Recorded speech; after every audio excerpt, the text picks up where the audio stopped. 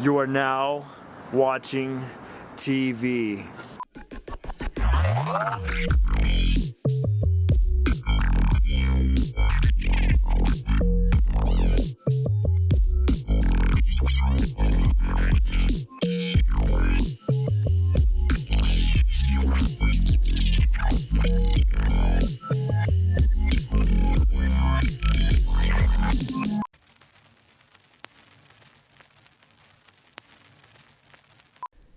Six million ways to die, choose one.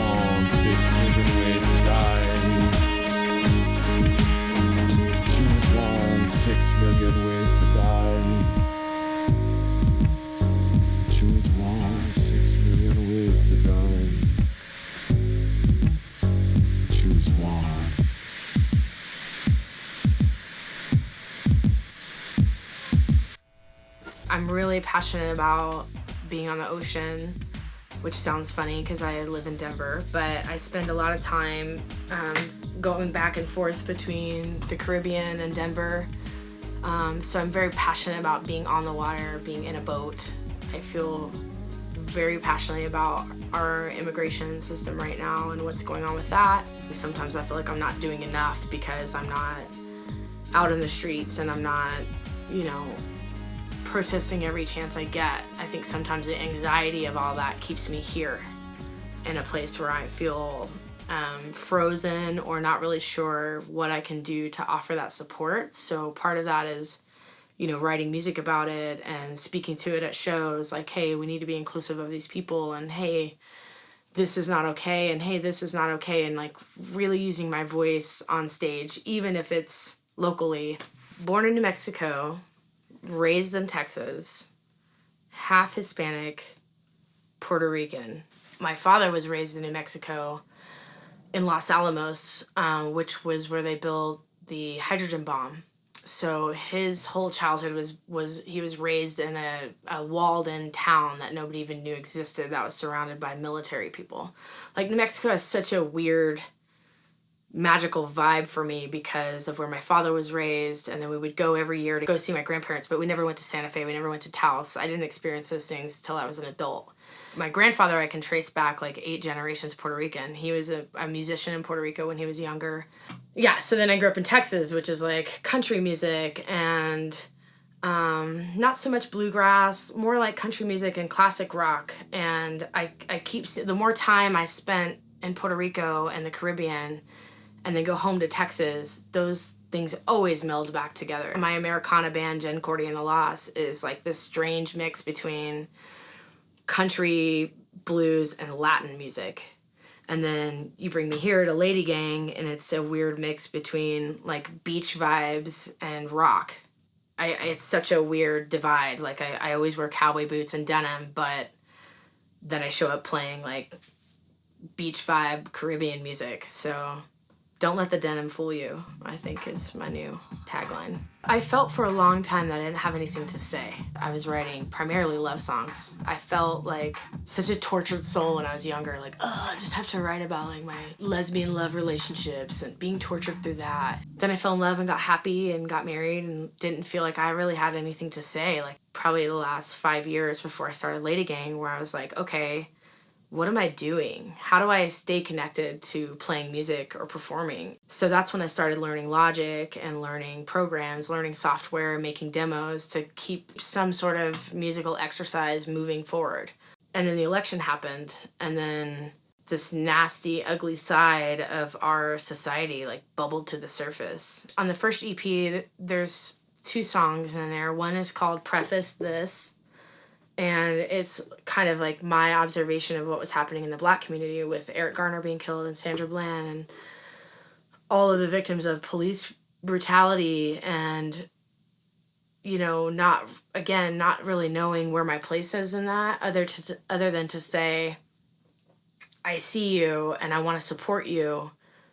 And it's not your job to tell me how to support you. It's my job to go to other spaces where you can't be and explain why what we're doing is wrong. How Do You Sound off the first EP is a direct reflection of a conversation I had with my family member when all the shit came out about Louis C.K. and the Me Too movement kicked up, and I got in an argument with a family member and didn't talk for a couple of months because it came down to the fact that they were defending Louis C.K. as a person and like, oh, but he's still funny. He may be doing all these horrible things, but he's still funny, which is such a quandary a lot of people are in. Do we still support the artist even though they're a horrible fucking human being? How Do You Sound is like, that you're causing me pain. All you're doing is talking at me. You don't really understand like my life as a woman and that feeling of anxiety and danger when you're not sure if the men you're around are going to really try to take advantage of you. I felt that several times in my life. So that was a response to that. So some of it, like a lot of the music that's coming out right now, or the messaging I have to say, is through my own firsthand experiences of these movements that are happening. Art reflects life, and art reflects our political environments. Art creates movements. Anthems are made. those things move people to create that change. So I may just be a little old person over here in Denver, but I still have a voice here, and I think it's important to talk about things that are really uncomfortable for people. Not even uncomfortable, just people don't know how to talk about it. I don't really know if I know how to talk about it, but I'm at least willing to say I don't know how to talk about it, but we could have a conversation.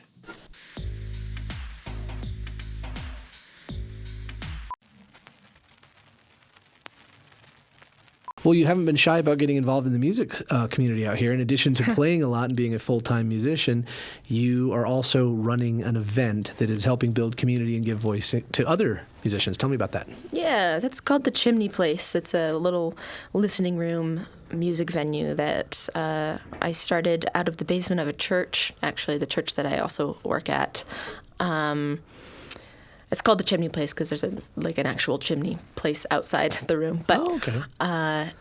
Yeah, I wanted a place for songwriters to be the ones preaching. I come from a lot of churchy type circles. Okay. And I thought, man, the music scene and the songwriter scene, they have stories to tell, like y'all say. And they don't deserve to sit in a pew and have some old cis white guy preach at them about what is the truth. I think that songwriters and artists have a specific job in the world, and that is to notice things and pay attention to things and then paint it in a way that makes it new and vibrant for everyone else. And it's a great description of music. That and is the importance of songs. Yeah, and so I think that's the role in my upbringing. That's what a preacher should be doing anyway. And so songwriters are the best preachers in my life, I think. So when people come to your songwriter events that you do at the Chimney Place, because you have this love of ritual, do you present your singer-songwriter nights with some degree of ritual? Is there a pulpit? Is there incense? Is there a prayer? Everything is ritualized, but in life, everything's ritualized. But Sure. No, there's no prayer. There's no. No, I try to make it as friendly to non-church folk as possible. I think it's off-putting enough that people show up and they're like, "Oh, this is in a church building," and I'm so hyper aware of that, and I don't, because it's not a church event. And the last thing I'm trying to do is get people in the doors of the church for the sake of getting them in the doors of the church. Because there are people that they're like, hey, you want to come play some hacky sack or just have some pizza? And while we're here, brother, you want to hear about the evangelical Lord? youth group, right? Yeah. And now we're going to read, and we're going to pray together, and we're going to hold hands about it. And they got you, and then they lock the door, and they start asking about your sins. God, I can't. No, so it's not like that at all. I got pulled to one of those once when I was 12, and I was like, oh, really? No thanks. Did you walk away? I made it through the weekend. Wow, a whole weekend. Yeah, it was a trap. Okay, we can talk about that later. No, this is my interview. This is yours. Sure. But suffice to say, I'm glad that when you're hosting a song night, and for our viewers that are watching right now, if they want to go and share their songs or see a new singer-songwriter, please. It's not a church event. It's it's the church that I work for. They have a really big commitment to the arts. Yeah. They want to be patrons of the arts, and they know that they have more resources than a lot of us grassroots songwriters have. Absolutely. So it's their gift to our community, and so we take it freely. With some of these things and ideas that we're talking about, can we bring it back to some of your songs? And, go for it. Some of the songs that come out on altars, you said that every single one of them was an offering of sorts. Mm-hmm. Can you give an example of a song and how that worked in with some of these themes? Mm-hmm. There's one song called How Could You? And it's just my angry letter to a patriarchal deity. And I just cuss him out. I throw the F word at him, and I find a lot of joy in it. Okay. and I had to give myself permission to do that, to say, no, say everything that you need to say to this guy. You can give yourself permission to say what you want to say, especially in your song. Yes, right. It's your song. There's another song that I wrote that's called What Did I Do? Yeah. And it's a letter to the evangelical community. And I wrote it the day after the 2016 election because the people that I interact with a lot online and from my past are, and I don't get into it online, but I see them, and they, it's their fault, and I wanted to communicate to them that what your vote is telling me is that I'm not a human, or I'm not human enough for you, or not, worth your consideration. And you put this into that song. And I put it into the song, and the title again of that song. What did I do? I'm going to re-listen to this song. Yeah, and I twisted a bunch of theology. I involved a lot of like scapegoat theology, so theology that Jesus was killed because he was a scapegoat of the religious community. Because anyway, there's a lot of theological stuff I threw in there. But and if it could have been answered as a question in an interview, you would have written it as an essay. But it's a song, and so we would do well to listen to the song to experience the full idea. Yeah, do that. I will re-listen to it. I think these songs are going to have a lot more meaning for me, not as a person of faith. After having this conversation, there's probably some cues and clues that I may have missed, and I'll go back and listening. You mentioned something that I did want to transition to, talking about being coming from a faith background, knowing evangelicals, and then this world that we live in right now, post the 2016 election, brutal of so much intolerance, and I am just constantly flabbergasted that people who say they believe in some sort of loving God or an accepting Savior, or even sin as it's defined in the Bible, can get behind this gluttonous, lecherous, pathologically lying, bereft of all humanity or morality figure of this orange well done baboon. How are these? I don't know any. Help me understand. How are these evangelicals justifying continuing to support Donald Trump despite all of the evidence that he is a truly repugnant and amoral person? That's a good question, and I think a lot of it actually revolves around the abortion issue. I think that they hang their hat on it, and I think the Republicans many who don't really even seem to care, have just figured that out. That's just their little "come with me," right? Mm-hmm. It's a little ring in the nose. Oh yeah, I mean the way that abortion became the issue of the far right evangelicals. It wasn't always their issue.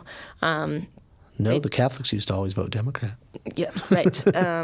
They all came together. So Bob Jones University. I mean, not all, but generally. Yeah, absolutely. So the university, say again? Bob Jones University is a Bob Bob Jones. Oh, Bob Jones. Yeah. Okay. They're a really conservative, really, really conservative Christian university, and they were like the last university to actually comply with the law that they needed to have people of color at their school. I grew up in Utah. It was 1978 before the Mormon Church decided that black people have souls and weren't the soulless descendants of Cain. It's wild. 1978. This was the year I was born. This was in my parents' lifetime. Yeah. It blows my mind that people can look at these organizations and still follow them. Right. So Bob Jones, that was the issue, and they weren't going to budge on it for a while, and then eventually they budged. But so a bunch of these conservative Christian leaders came together after that, and they were like, well, what's going to mobilize us now that we don't have that anymore? We have to pick an issue. And they said, how about abortion? Oh, they needed something polarizing that they could pull their people in. To mobilize their people.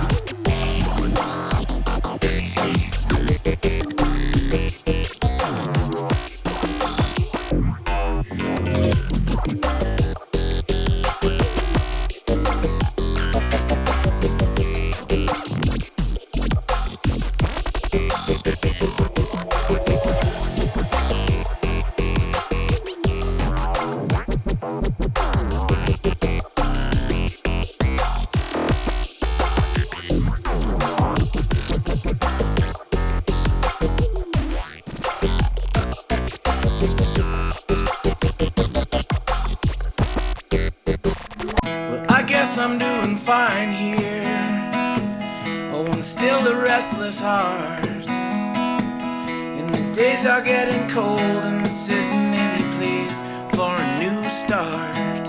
And there's dust in my eyes, and no train to take me home.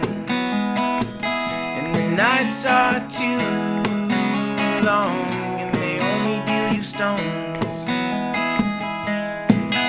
If I told you where I go at night, when I close my eyes, would you laugh or would you cry? Would it come as no surprise that I'm lost it seems, and I'm waiting to be found, and I need you now like I needed you then, so bring your light around.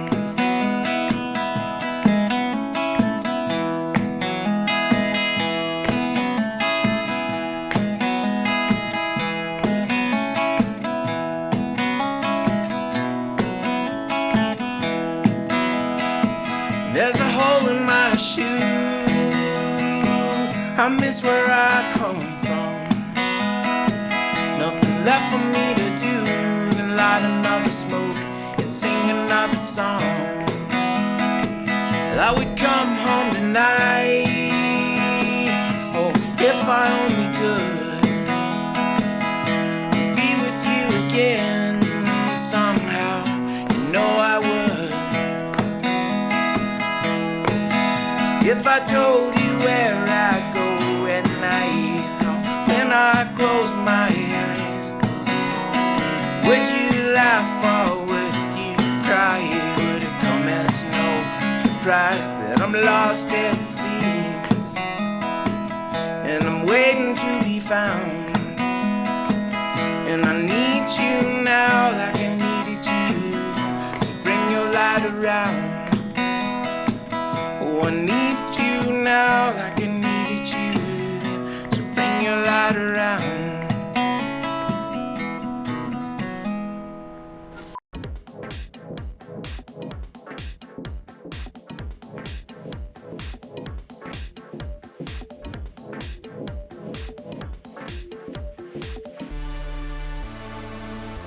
How have you guys been doing in the quarantine together? That's it's been okay. It's been good. It's definitely hitting like a new peak of like, not, I don't want to say tolerance, but just like adaptation. Yeah. Where it's like kind of cool. Then you're like, all right, like I'm settling in. And then there's like this other chapter of like, shit, I think we're going to be here for a little while. So we better just settle in. But it's been good though. My wife's a lawyer, so she works all day. Mm-hmm. And and then I'm an educator, as you had mentioned before. So we're both busy. And then my daughter's 3, so she just wants to hang out with both of us all the time. So, but it's been a tricky 6 weeks. Yep. I'm still learning how to. I have a 3-year-old daughter as well, and I'm learning how. How to navigate the attention that she wants, as well as like the work. Totally. To do. Yeah. Especially 3, right? Like, dude. Yeah. It's like they're okay for a minute, and then the next they're not. You know, you just have to watch them. I know. And when she gets quiet, like this wasn't always the case, but now when she gets quiet, I have to see what she's doing, because usually it's playing with food or water and making a mess with it. And I'm so now totally I have to keep an eye on it. Yeah. I get it. Yeah. Yeah. My daughter likes to do dishes in her toilet. So I'll just get these little surprises. I'm like, whoa, what's in the toilet? She's like, I was just doing dishes. Yeah. That's so cute. Makes sense. Yeah. It's good. It's good. Yeah. Word. Well, I saw that you were looking to buy vinyl while in lockdown. Did you find any way of doing that? I did. So luckily, Twist and Shout here in Denver is amazing. Mm-hmm. They have so many options to buy records, and I want to obviously keep it local, keep supporting our community. Wax Tracks too is about to open up this weekend. So I have a list of things that I'm going to order and probably just do like a curbside pickup. But what I've been trying to find is like some really good ECM records from Germany. Like there's a really good, one of my favorite trumpeters, his name's Avishai Cohen. He just came out with a really sick record. And so, I mean, it's one thing to like hear it like on Spotify or whatever, which is horrible, but to actually just buy the vinyl, right? Like to put in the time to like take it out, not change the channel, or, just to invest. I love that. So I plan on doing that this week. I'm going to go pick it up. Good. Yeah, you're a big fan of ECM, right? I saw that. I am. I might mispronounce his name, but Niels, how do you say his name? He's one of your favorites. Niels Peter Mulver. Yeah. Yeah. He, it's an interesting story. I originally wanted to put out a record on ECM and found out how complex that is. It's not a very easy route to go. So, I took a route that I thought would work, and I hired some musicians that have played either on ECM or with ECM artists and recorded in Norway at the studio where a lot of ECM records are recorded. ECM wasn't interested. They're just like, cool. I'm glad you did that, but we have a different process. And so that was good to know. But Niels Peter Morver, I reached out to him, and he's on ECM, and I've never met him in person. He's just a hero. And I took a chance, and I said, hey, would you mind putting this out on your like little label? And he's like, no, but I have a friend who has a label that will put it out. And sure enough, he did. And we were able to put it out on this record label called Rare Noise in the UK. And it has amazing artists, just as good as ECM. So I got really lucky. That's awesome. All you had to do is just reach out and ask. Let that be a lesson to anybody. Just ask. Yeah, just ask. Yeah. Be okay with no. Even from your heroes, to hear the word no. It hurts, but you got to try. Yeah. That is a good segue into the next question that I had, which is Jacob Young, your guitarist for JP3, your trio. He's from Norway. Was he the one who worked with some of the ECM artists?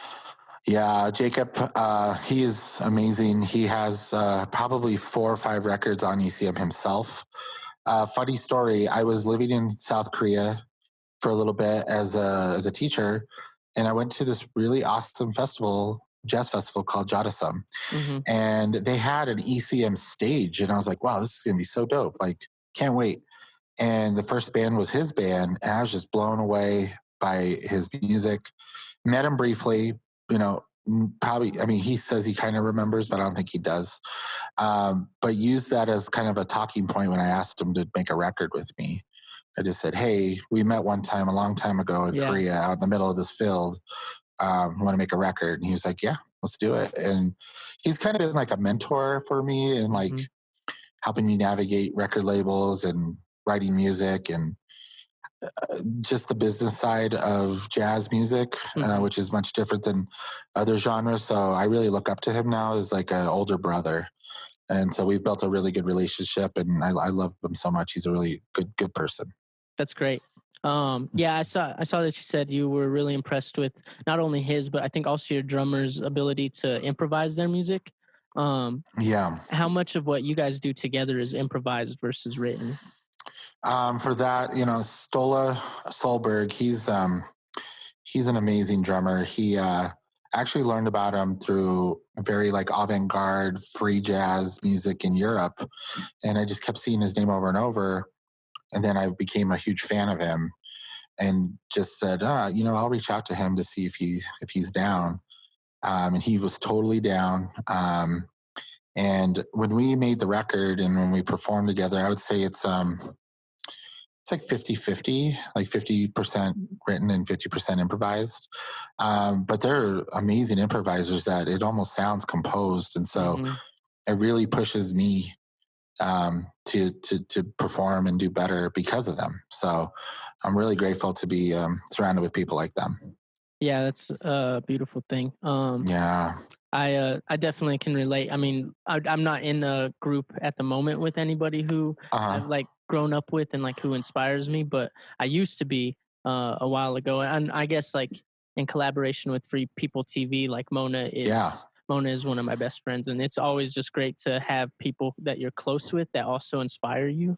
Right. And just push you to be better. It's one of my favorite things about being involved in the community out here in Denver. It's a great Absolutely. And I'll say that too, that, you know, I don't have to go far to get that challenge or that push that I would say individuals like Mona and this new generation, I feel like, of creatives like herself, I would say also like Los Mocochetes is another group that I really just love so much, is that they actually are pushing me.